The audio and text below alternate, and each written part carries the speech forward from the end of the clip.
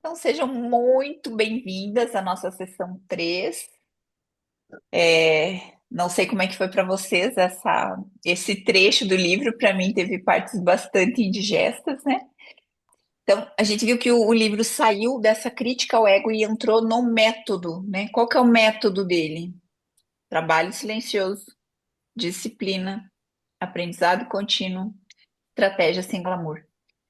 Nos nossos dois encontros anteriores, a gente ficou falando sobre o ego como narrativa, como identidade, como a necessidade dessa casquinha para sustentar uma versão de nós mesmas. E aqui nessa parte, ele aborda uma forma de ego mais silenciosa e muito aceita socialmente. Aquela que quer ser vista construindo antes de ter construído. Aquela em que mostra em quem eu me tornei sem ter se tornado efetivamente. E isso está muito amplificado pelas redes sociais. Eu não sei se vocês percebem. Todo mundo é rico, milionário, Uhum. anda de primeira classe, mas se você for procurar a realidade real, existe muito cenário que é locado para essas gravações dos takezinhos lá do Instagram. Então, eu estava pensando que talvez esse seja um dos maiores problemas do nosso tempo, que as pessoas estão mais comprometidas com a percepção de movimento do que com o movimento real.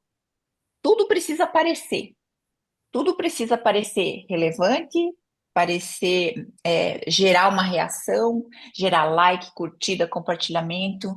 Então, esse construir da vida virou um espetáculo. E parece que se você não está lá no holofote, você morreu para o mundo. Eu fiquei o ano passado 6 meses sem Instagram. A sensação é que eu tinha morrido para o mundo. As pessoas me encontravam na rua e diziam: Meu Deus, eu nunca mais te vi. Sim, Uhum, ela nunca me via. Ela só me via no Instagram. uhum. Uma falou: Ai, achei que você estava fazendo intercâmbio. Gente, socorro, né?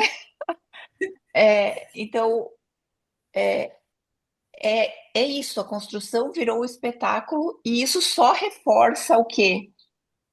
O meu autovalor dependente da validação externa. Existe uma diferença gigante entre essas duas coisas. Performar competência e desenvolver competência.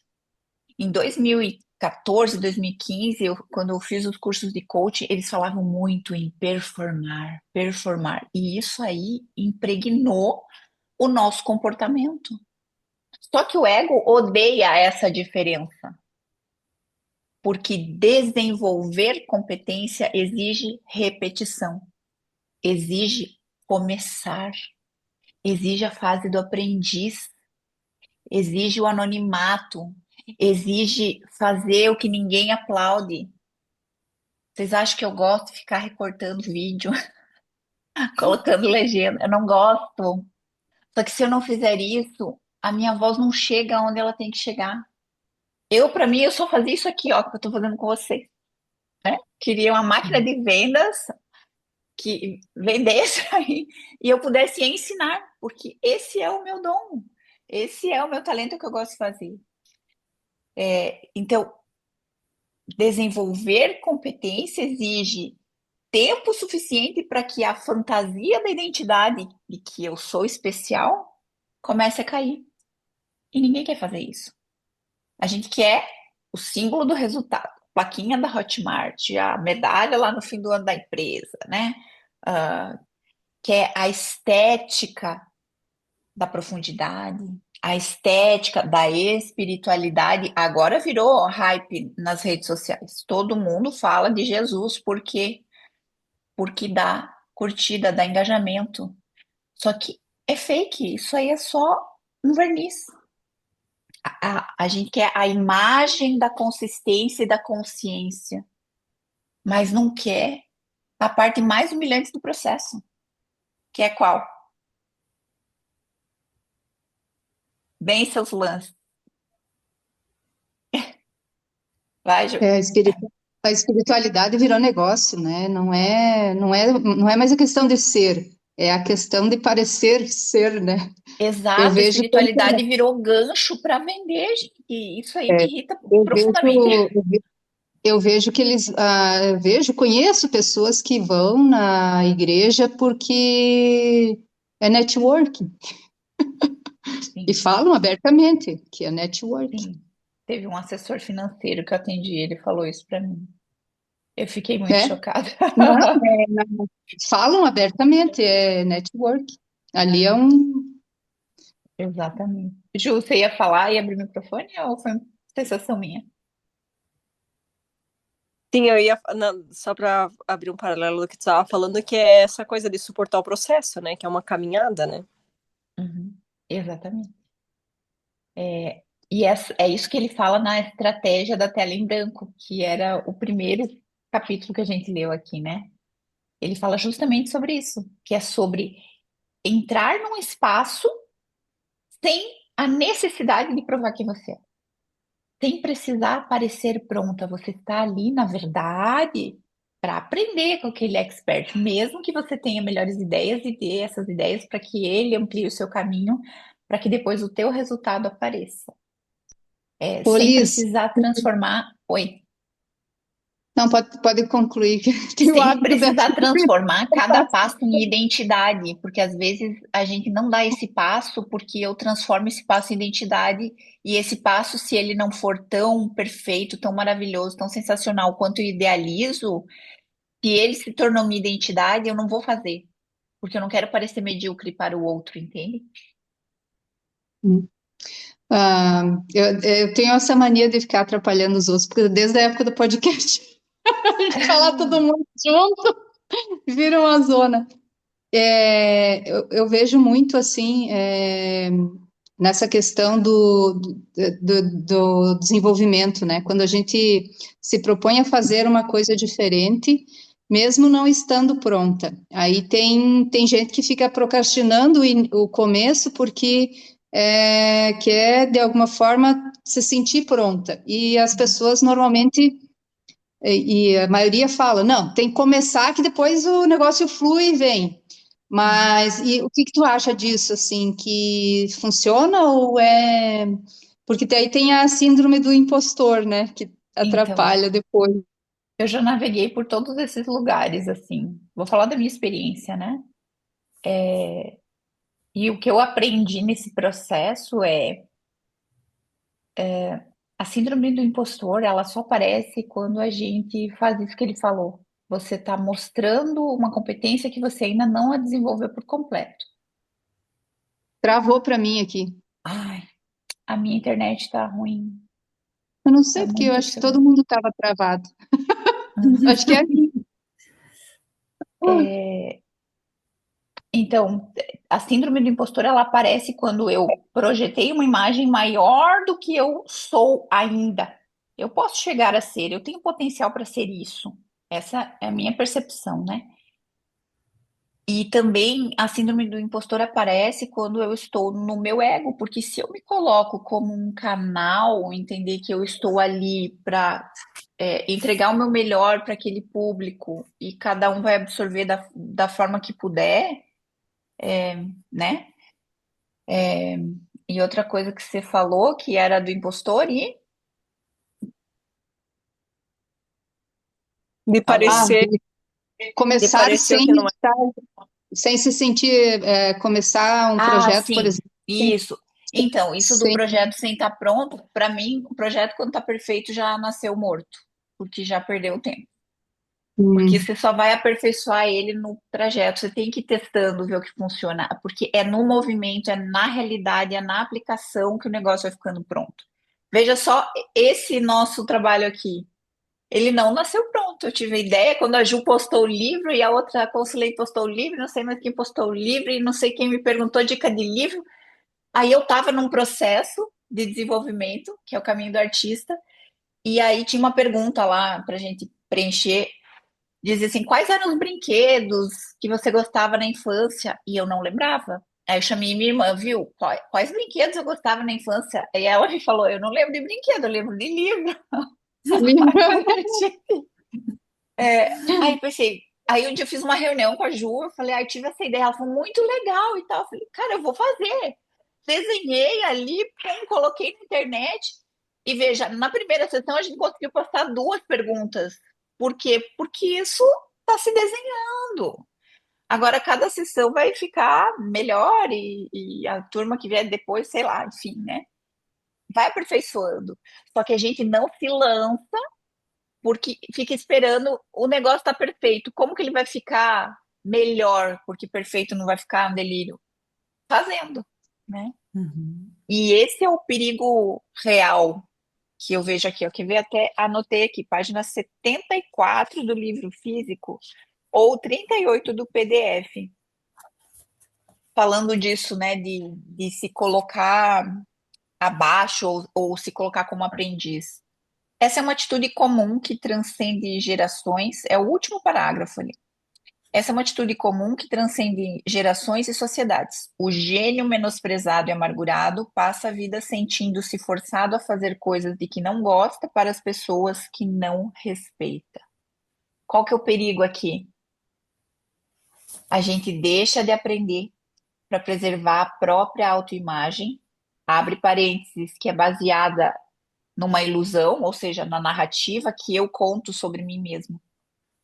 E isso é ego também. Quando eu me fecho, o ego não é só quando eu mostro, quando eu dou a pílula, as coisas maravilhosas e tudo mais, não.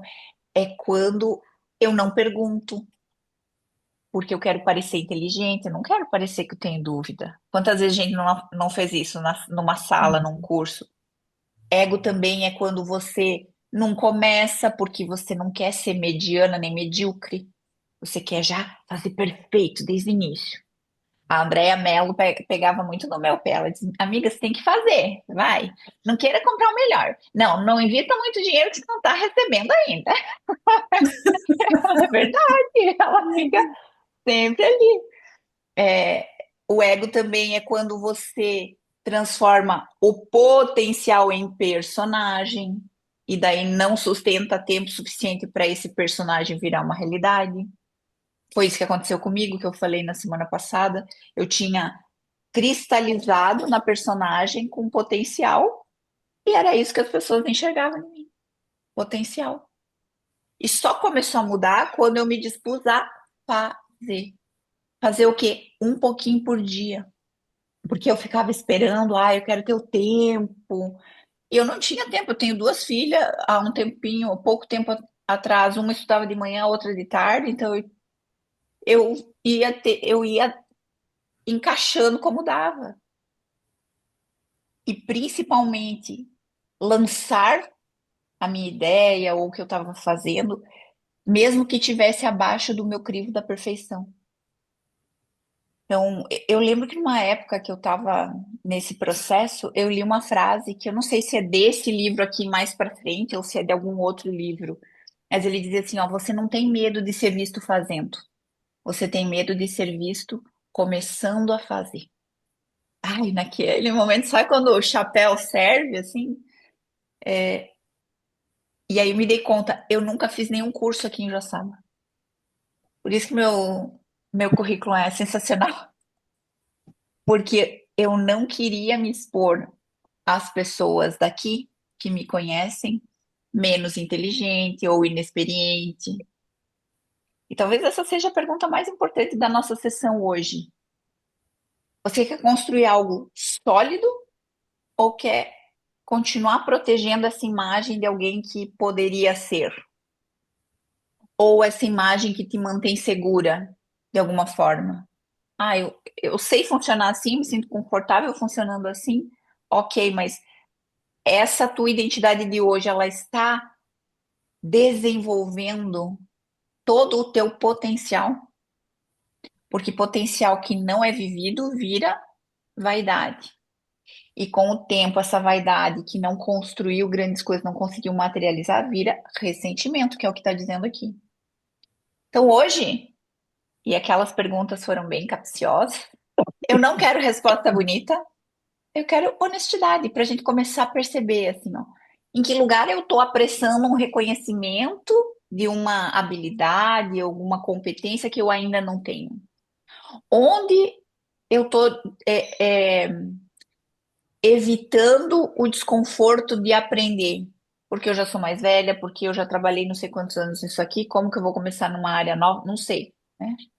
Aonde que o teu ego está usando a necessidade de parecer pronta e está impedindo que você realmente se torne quem você veio para ser? Ou ainda, que também tem uma pergunta aí, que é aonde você está usando a humildade do nosso senso comum como um escudo para não se expor? Porque ninguém se torna interessante e desenvolvida evitando o processo. Profundidade não nasce da imagem. A imagem pode ajudar a vender, a imagem ajuda você a comunicar o que você quer. Eu sou consultora de imagem, adoro, mas o trabalho não começa por aí. A profundidade, ela nasce da repetição silenciosa na direção daquilo que não está pronto. E a gente falou na primeira sessão, o ego odeia silêncio, porque o silêncio não tem aplauso para sustentar a personagem e a gente sente o silêncio como um fracasso. Que a gente foi a gente aprendeu a funcionar, não é assim? Uhum. Pergunta 2. Em qual área da sua vida você parou de fazer perguntas porque no fundo acredita que já tem as respostas certas? O que essa certeza está protegendo? Vou deixar vocês responder depois da fala minha. Na verdade, você disse assim, eu acreditava que tinha uma situação sólida e parei de questionar porque eu percebi que não eram tão sólidas, mas na verdade eu acho que o parar de questionar foi antes. Depois, quando você se viu naquela situação, voltaram as perguntas. E talvez aqui o parar de questionar e acreditar essa crença de que tinha uma situação sólida, naquele momento era uma ilusão. E essa ilusão que protegia da dor de enxergar a realidade. Entende? Porque se a gente está se questionando, está ampliando o olhar, está mudando conduta, eu não cristalizei numa certeza. Percebe? Uhum. Ao que você acredita sobre você, sobre a tua identidade, sobre a forma que você se comporta em grupo, a forma que você se relaciona. Talvez uma certeza seja, sei lá, eu sou uma pessoa difícil. Eu vivi muitos anos com essa certeza, porque era o que minha mãe nomeava sobre mim. E aí eu vivia assim, guerreando pelas coisas, impondo a minha vontade. Essa sou eu? Não. Eu sou gêmeos. Eu sou gêmeos, entende? Aqui não tem resposta certa e errada e nem ninguém é insuficiente porque não chegou numa resposta. A, a ideia nem é essa, né? Ai, não chegou numa resposta, estou vivendo um mau processo. Não tem nada disso. Aqui a gente vai abrindo frestinhas para ir olhando, né? Mas vejam que tudo que vocês trouxeram aqui fala do ego atual, da minha identidade atual, é sobre aquilo que você acredita sobre você. E eu, muito tempo, acreditei. Eu tinha uma única certeza na vida, desde muito nova, que eu precisava estudar. Eu precisava estudar para sair de Vicaré, para ter a vida que eu almejava. E essa certeza, depois de muitos anos de terapia, eu percebi que ela empacotava a dor que eu não queria acessar, de nunca me senti boa o suficiente. Porque minha mãe era muito crítica, nada que eu fizesse estava bom, perfeito. Então, junto com essa certeza, vinha a busca alucinada por perfeição. Um dia, um diretor de uma empresa me falou, eu era consultora, ele falou: Você é muito perfeitinha, tem que baixar o nível. E eu sofria para entregar meu trabalho, porque eu ia lá fazer a consultoria, mas eu queria levar tudo pronto. Eu era consultora, eu não era fazedora. Mas eu queria entregar. Eu sempre entreguei over delivery, sempre. E a Andréia sempre me dizia, pare, pare, só que eu não acessava. E outra coisa que embota a nossa percepção aqui, que ele fala na página 100 do livro físico e 48 do PDF, quem lê o PDF tem sensação de ler menos, né, gente? Uhum.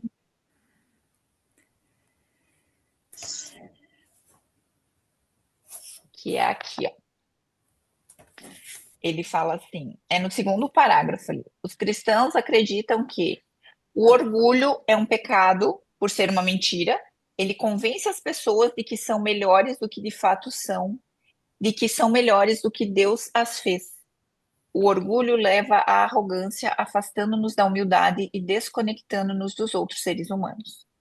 Aí pula um pouquinho lá para o parágrafo de baixo. O orgulho, mesmo nas maiores realizações, é uma distração e um delírio, assim como o perfeccionismo, né?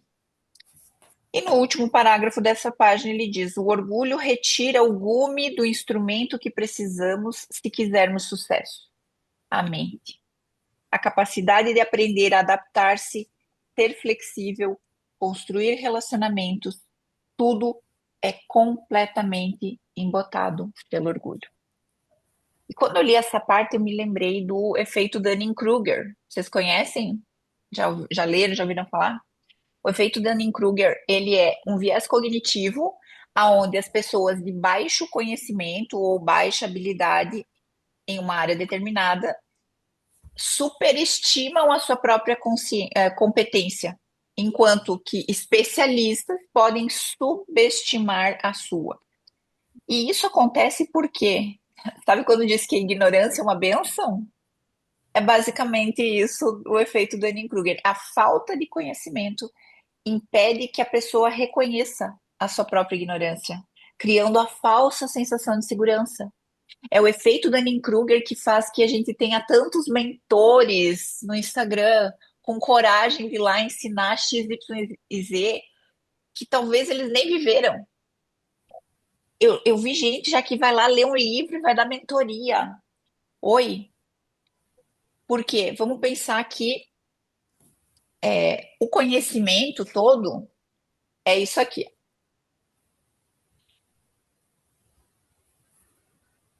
Oh, perdi vocês. Deu uma pisca. Vocês estão me vendo? Sim. Sim. Tá piscando. O conhecimento é isso aqui. Se o que eu sei é isso aqui, eu tenho uma determinada área para entender tudo que eu não sei, né? Agora, se o que eu sei é isso aqui, eu tenho uma área muito maior de contato com aquilo que eu não sei.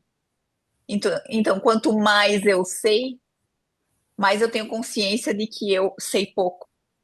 Quanto menos eu sei, menos consciência eu tenho que eu sei pouco. Então, aí eu aprendo 4 coisas lá da astrologia, saio achando que eu sou o gado da uva, né? E vou, é verdade, sei lá, ou em qualquer área. É isso. É o efeito Dunning-Kruger. E ele fala aqui em outra página, 132, bem no início lá, no PDF é 64. O parágrafo que está começa com fazer o contrário não é apenas um ato de arrogância, que começa na 131. Então, é o último parágrafo da 131 e lá no primeiro da 132 diz assim, ó: à medida que a nossa ilha de conhecimento cresce, o mesmo acontece com a nossa praia da ignorância. Então, a praia da tampinha é bem menorzinha do que a praia do carregador do fone. Só que se eu acredito que eu já sei, eu vou estar disposto a aprender? Vocês todas trabalham, não tem aquelas pessoas que você já explicou 1000 vezes, ela diz que sabe, acha que sabe, na hora de executar não sabe nada? Provavelmente essa pessoa está embotada por orgulho. No Enneagrama a gente estudava até o formato corporal da pessoa, ajudava na seleção, né? E tudo mais. Quem foi minha aluna lembra. Algum insight sobre isso que queiram compartilhar que ainda não falaram? Nossa, vocês estão com umas caras, gente, não sei.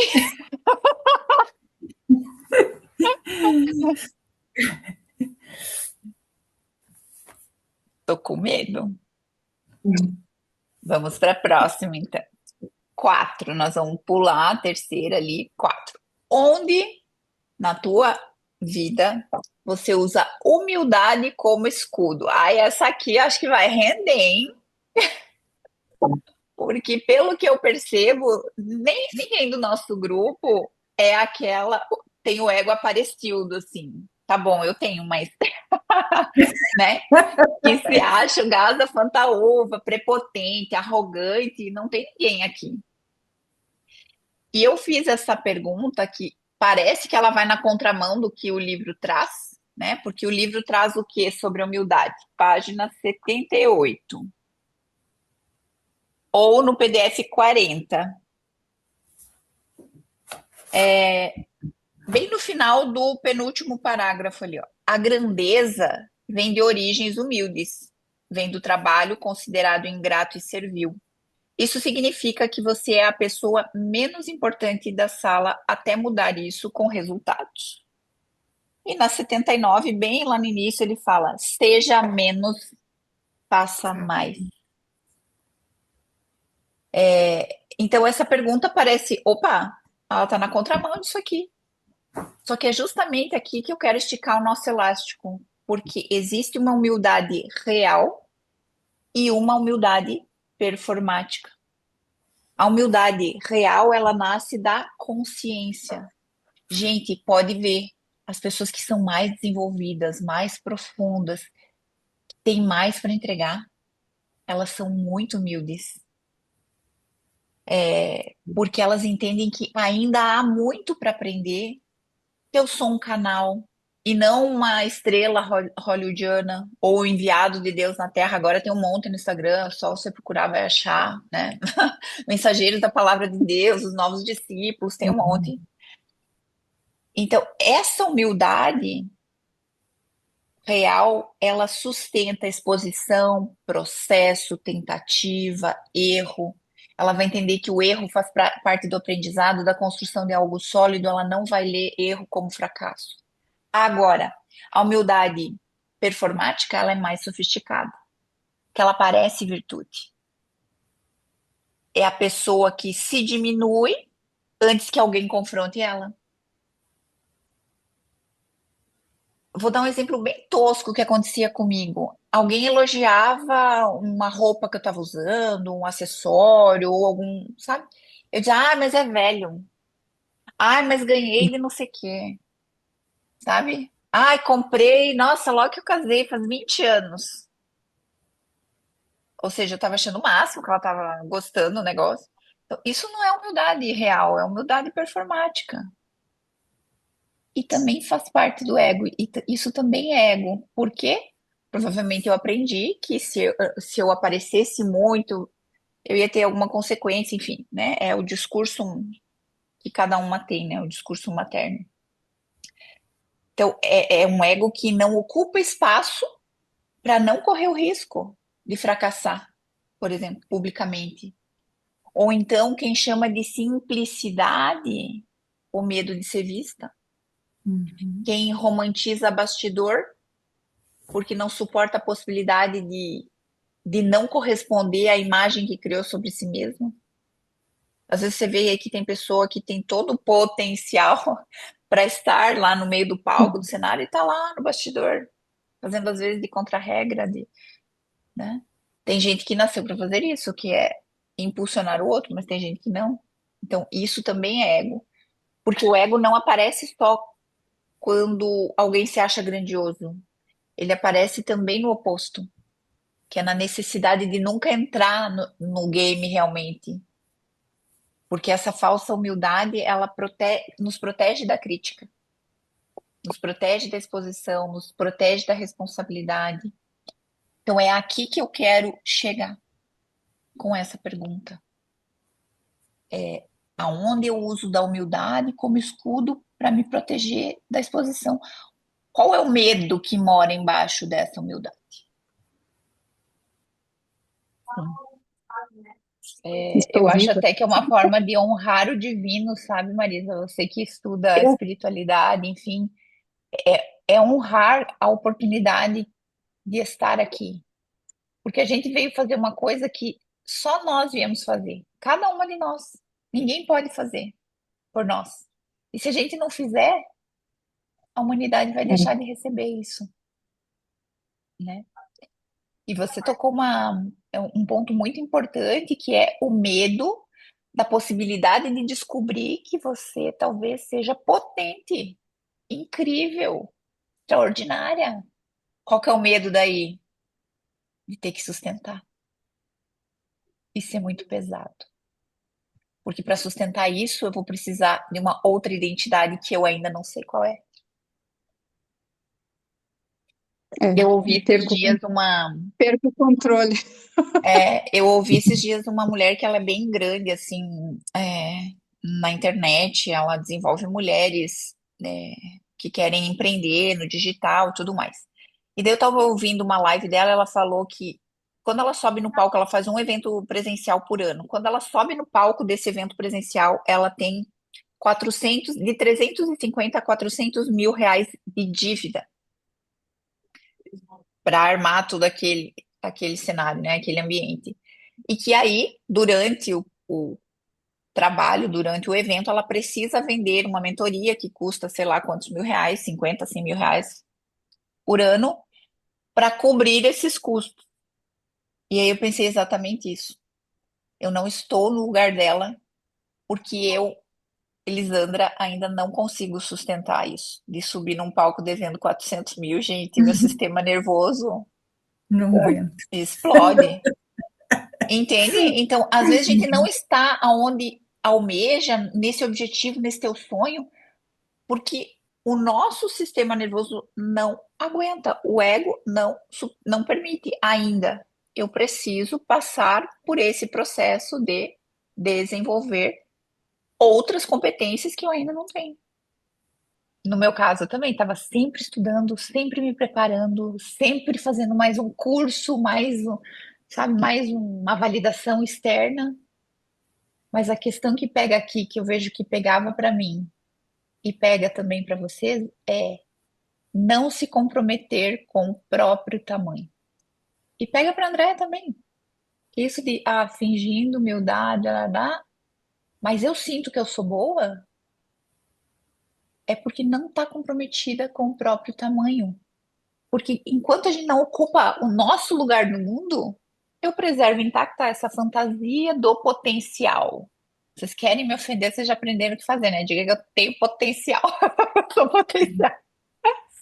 Como a gente falou na semana passada, o potencial é semente. Então, o potencial é confortável, porque não há crítica para a semente. Como que você vai saber se aquela semente é boa, se ela vai germinar ou não, se você não plantar? Então, a semente que não foi plantada, ela não está exposta à crítica, nem a intempérie, nem a nada. Agora, quando essa semente for plantada, muda, porque a realidade exige risco. Ela vai enfrentar sol escaldante, seca, chuva, frio. De repente, até o lugar onde ela foi plantada é cheia de pedregulho. Por isso que eu não perguntei, você é humilde?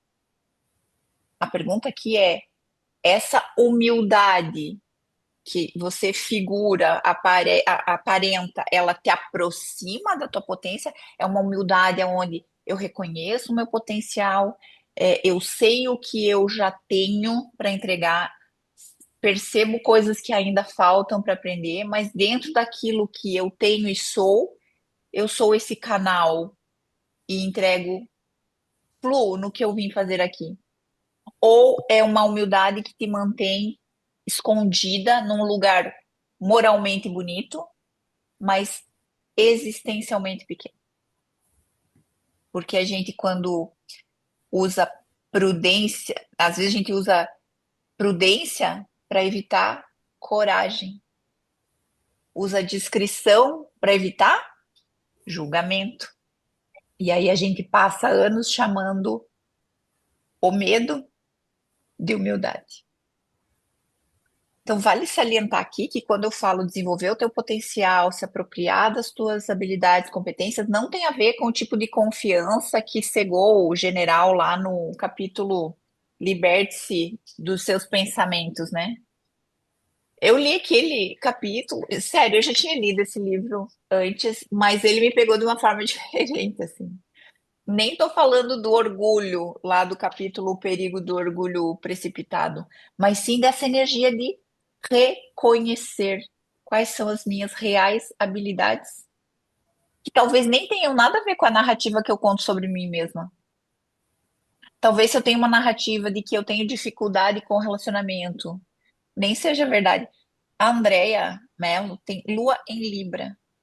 Se Libra é o equilíbrio, se Libra é o primeiro signo do zodíaco que enxerga o outro como par, percebe que não é verdade?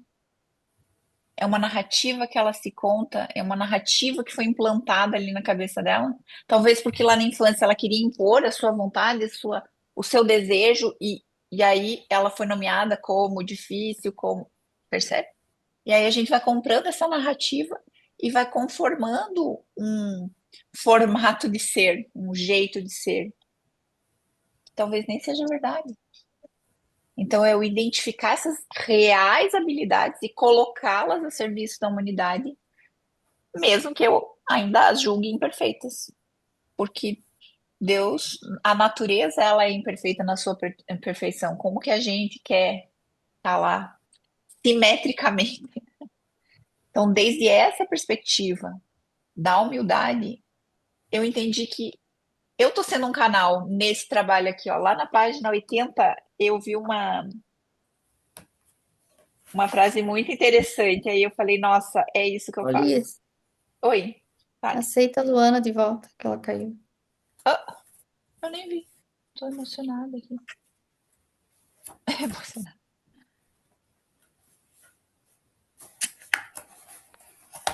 Ó, página 80 do livro e 40 do PDF. Ali nos tópicos, tá? Começa o parágrafo assim, uma vez que a gente consiga combater esse impulso, blá, blá, blá, aí tem os tópicos. Aí no segundo tópico, na última frase, ele diz assim, encontrar pessoas, pensadores, novos talentos para apresentá-los uns aos outros. Encostar os fios para produzir novas faíscas. Eu acho que essa é a essência do trabalho, a tônica desse trabalho. Vocês concordam? Uhum. Estou encostando fio, tem gente comprando livro que nunca compraria, né? Né, Ju? Eu não sei, travou aqui, meu Deus. Alô, estão me vendo?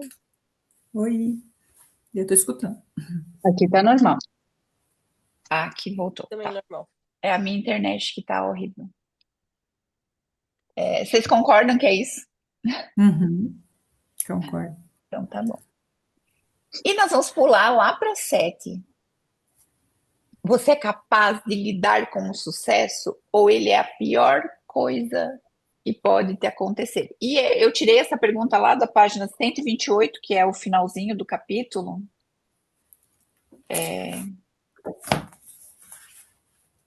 É a última frase ali, né? Exatamente essa. Antes do capítulo Seja Sempre um Aprendiz. 128 do físico e 62 do PDF. Você é capaz de lidar com o sucesso? E aqui a gente poderia começar a pensar o que é o sucesso, né? Porque sucesso, quando você fala em sucesso, qual a primeira coisa que vem na cabeça da gente? Um monte de gente aplaudindo. Isso, verdade. Que mais? Então, aplauso. Que mais? Dinheiro, Dinheiro, né? Que tá difícil ter sucesso na dureza. Que mais? reconhecimento, Uhum, prosperidade, uhum. Abundância, viagens. Que mais? Ostentação, né? Ostentação. Ser dono do ombro. jovialidade, aham. Passagem só de ida. O que que é sucesso para você, Luana? Não é para você, é o que a gente pensa assim quando alguém fala, que a pessoa teve sucesso. É essa primeira coisa que vem, que é o inconsciente coletivo, na verdade, né? Acho que a validação externa, né? Uhum, Você exatamente, poder fazer o que você quiser, assim. exatamente. Então vejam que o fracasso machuca, mas sabia que o sucesso também pode desorganizar e por isso que a gente evita ele? Então tem uma mentira que quase ninguém questiona, que é, todo mundo quer ter sucesso na vida. Alguém aqui não quer ter sucesso? Levanta a mão, que eu quero ver. Todo mundo quer. Só que eu vou ter que dizer para vocês que não é verdade. Por quê? Muita gente quer desejar o sucesso, fantasiar o sucesso, falar sobre o sucesso, mas viver o sucesso exige perder, ter perdas que o ego nem sempre suporta. Porque a gente crescer exige, implica renúncia. Renúncia do pertencimento antigo. Então, às vezes, aquele grupinho de gente que você anda, eles vão tentar te boicotar. E aí, para você não perder aquele vínculo, você se boicota. A renúncia da tua identidade conhecida, a identidade que só sustenta o resultado que você tem hoje. A versão frágil que recebe acolhimento por ainda estar tentando e ainda não deu certo na vida. Então vejam que existe um conforto em não chegar. Ontem eu gravei um podcast com o meu treinador físico, ele é meu treinador há 12 anos, e nós falamos exatamente sobre isso. Existe um conforto, existe um vício em tá sempre começando. Não, segunda-feira eu começo, no mês que vem eu começo, no ano novo eu começo. Porque se eu tô sempre começando, eu tenho aquela sensação que agora eu vou fazer algo por mim, agora eu vou me priorizar, mas eu não preciso abandonar a identidade antiga. Eu não preciso abandonar velhos hábitos, nem grupos que não me agregam. Então, enquanto você tá no caminho, tentando, tudo fica em aberto. O potencial, a fantasia, a promessa de dar certo. Percebem que tem movimento e ocupação mental? Agora, quando você chega, tipo, quero os holofotes da Ju, quero o dinheiro da André. Agora eu cheguei nesse lugar, eu tenho, eu queria e agora eu tenho. Quando você ocupa esse lugar, acabou a desculpa. Daí você precisa sustentar. E o que que você precisa sustentar nesse lugar do holofote? Dizem que ninguém atira pedra em gato morto, né? É. Então você precisa sustentar o olhar dos outros, os julgamentos, as projeções, a responsabilidade, a consistência. Eu estava pensando esses dias, eu queria estar com a minha agenda bem lotada. Será? Verdade? Não, não é verdade. Porque eu ainda não consigo sustentar isso. Eu não tenho esse espaço na minha vida para ter uma agenda atopetada da manhã à noite. Porque eu tenho duas filhas que ainda são adolescentes. Eu moro no sítio, então elas precisam se locomover, percebem? Então, esse lugar de sucesso, muitas vezes, ele é solitário, porque ele rompe com vínculos construídos naquela identificação de limitação. E rompe também com a minha identidade cristalizada. Tem relações que sobrevivem enquanto você é parecida na visão de mundo, no processamento mental, na crítica, sei lá, ou na dificuldade. Então, enquanto você compartilha essas inseguranças, hesitação, sabotamentos, mas quando você muda a tua frequência interna, que você se apropria dos teus talentos, do teu lugar no mundo, nem todo mundo atravessa junto. E o ego percebe isso. E uma das coisas que lá na constelação o Bert Hellinger fala que é uma das nossas das leis, né? Que é a segunda lei, se não me engano, a lei do pertencimento. Todo mundo quer pertencer. Na astrologia, o pertencimento é lá na casa 4, casa de câncer. Então, muitas vezes, o ego faz algo mais sofisticado, ele sabota o nosso crescimento para preservar o nosso pertencimento. E aí a gente procrastina, como a Luana falou. Minimiza o próprio talento, como a Andrea fez na primeira sessão. Dilui a potência, se dispersa, nunca termina completamente, porque inconscientemente o ego entende, se eu ocupar completamente, né, se eu ocupar o meu tamanho, talvez eu vá ficar sozinha. E talvez fique mesmo, por um tempo. Porque existe uma solidão inevitável nesse limbo entre deixei de ser quem eu era e ainda não acessei a minha nova versão. Só que solitude é benéfica, ela não é necessariamente um abandono, são coisas diferentes. A solitude é aquele silêncio fértil, é estar em silêncio sozinha, porque isso te permite se conectar com você. E isso é extremamente produtivo. Só que o ego lê como fracasso, principalmente a gente que foi criada novo, tem que fazer o que tem que ser feito, né? Não importa o que você está sentindo. Agora, o abandono de si para continuar pertencendo é muito mais destrutivo, vocês não acham? Então a pergunta é exatamente isso. Eu acho que é mais assim de você sabe lidar com o sucesso. Você está disposta a perder a tua identidade que te faz reconhecível hoje para sustentar a mulher que você quer se tornar? Quando eu voltei agora para o mercado de trabalho, eu tinha uma clareza, eu queria trabalhar com mulheres, não com homens. Apesar de eu ainda atender alguns homens que chegam, enfim, mas nos grupos não vou colocá-los atendimento individual, mas eu quero chegar num ponto que eu só trabalho com mulheres, né? E aí, quando eu comecei a fazer esse movimento, a coisa vai abrindo. Então, eu não tenho Uhum. clareza, ai, que tipo de mulher é mãe ou não é só mãe, qual é, não sei, eu vou fazer, eu vou lançando isso que vem e vamos ver, entende? Então, às vezes a gente precisa também ter esse ímpeto de dar esse primeiro passo, assim, de seguir o coração, que nem eu fiz aqui nesse grupo e eu achei sensacional. Vocês são muito especiais. E estão contribuindo comigo e espero estar contribuindo também com vocês na mesma medida. Por isso que a gente está aqui, senão não precisava estar toda quinta pensando, refletindo, ouvindo uma outra.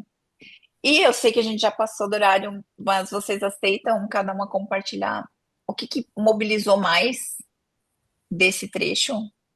Porque, assim, para mim foi bastante indigesto, tudo.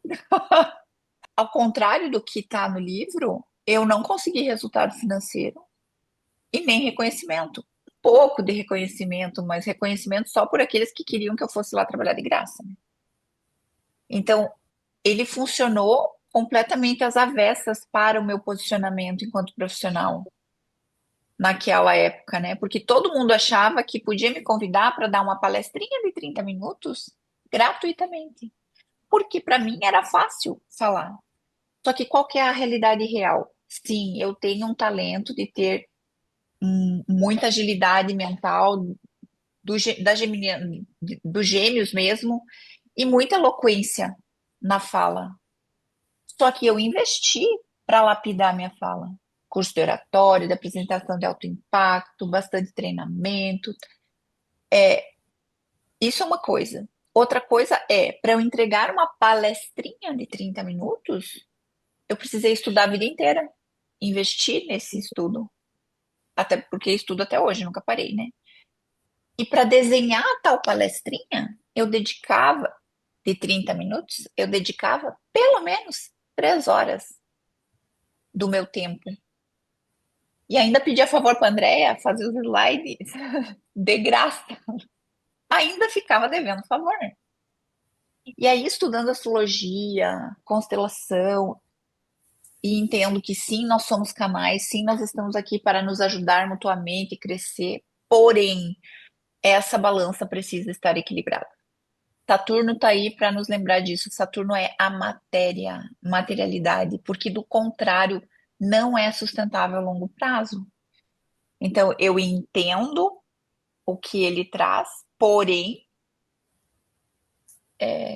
a gente não está aqui para concordar com o autor, né? A gente está aqui para ver o que ele traz e ver isso me serve, isso não me serve, até que ponto me serve. E sim, eu acho que muitas vezes eu perdi também oportunidade profissional por não fazer isso, sabe? Mas não sei. Como que caiu para vocês isso? O contenha-se, só para terminar minha fala aqui, né? O contenha-se ali, muitas oportunidades. Aqui eu listei para eu trazer assim, ó, quatro, cinco. Mas numa empresa que eu administrava, um dos sócios, e eu negociei meu salário, era um valor fixo, mais porcentagem sobre o lucro. Então eu trabalhava da 1 às 7, a empresa foi crescendo, porque a minha administração estava boa, ela tinha bastante lucro. Então eu ganhava assim, super bem. Umas 5, 6 vezes o salário de um administrador. E numa reunião dos sócios falou que eu precisava saber o meu lugar, que eu estava querendo ganhar muito dinheiro, porque eu via muito dinheiro circulando, e que o salário base do administrador era 1.500 alguma coisa na época. Eu falei, é verdade. Eu preciso saber o meu lugar. No outro dia eu pedi a conta. Entende? Eu não tive essa frieza de, tá bom. Então, tenho inúmeros outros exemplos. Então, por isso, isso me. Tá bom. Eu acho que sim, que hoje eu já estou num lugar onde eu suportaria mais. Mas eu também ainda não sei quanto, porque não estou nesse meio industrial, né? Digamos. Como que é para vocês? Que parte mexeu? O que que ficou indigesto? O que que caiu? Querem compartilhar aqui ou querem mandar por áudio lá no WhatsApp para não estender muito? Pode ser no grupo, pelo WhatsApp. Pode ser no grupo? Uhum. Então, tá bom.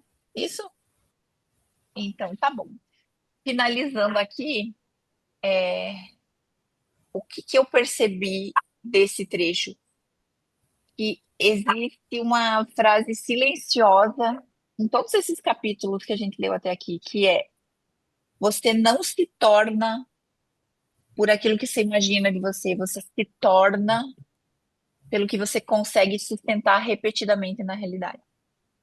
E isso exige uma coragem muito específica, que é a coragem de deixar morrer essas versões nossas que ainda recebem a validação, porém não funcionam, não nos levam para o lugar onde a gente quer chegar.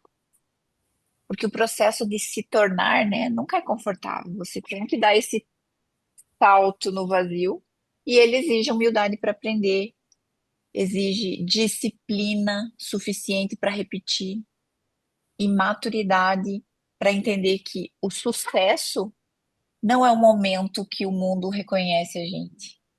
É o momento que a gente não precisa mais se diminuir para caber, para pertencer. Tá bom? Um beijo no coração. Ó, Beijo eu pra acho que a você. próxima eu vou vender como 1 hora e meia, né? Porque eu tô sempre falhando com vocês no horário. E aí eu espero no grupo. Podem mandar por texto ou por áudio, como vocês se sintam mais confortáveis. Qual a parte mais te mobilizou e por quê? Tá? Nos vemos Certo, quinta-feira nesse mesmo bate-horário, no mesmo quilograma. tá bom. Beijo, beijo. Beijo.